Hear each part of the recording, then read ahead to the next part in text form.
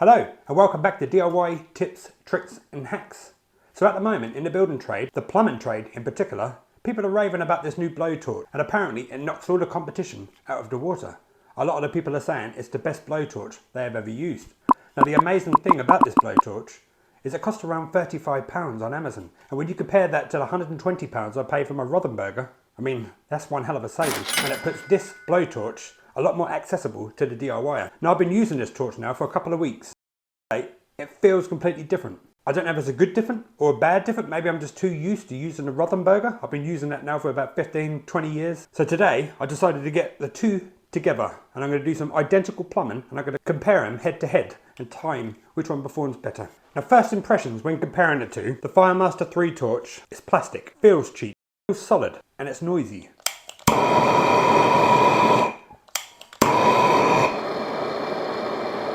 Occasionally.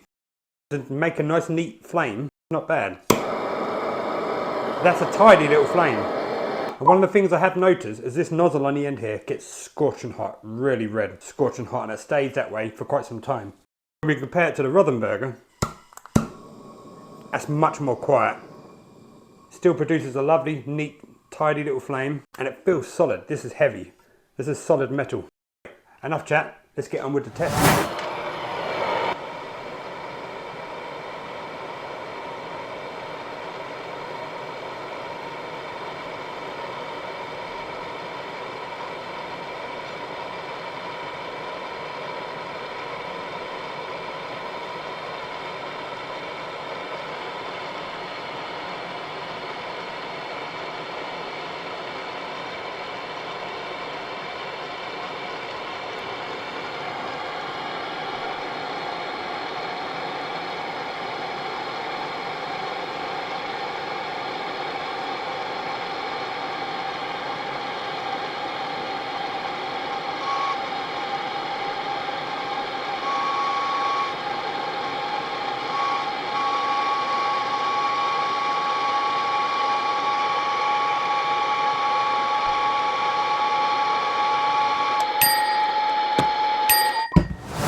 Well, there you have it. The difference between the two in time-wise is nothing to it.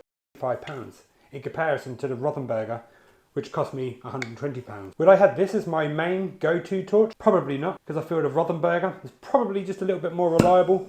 The flame is much easier to light when you compare it to the FireMaster 3.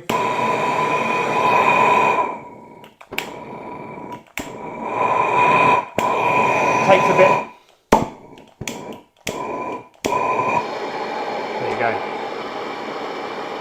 Takes a lot of fiddling to get a nice neat flame. There's a lot of faffing about.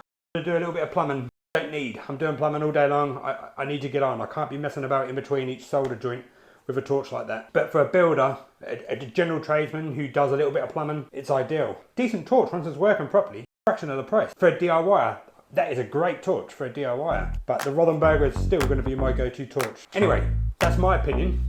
Let me know in the comment what your opinion is. Bye for now. I'll see you in the next one.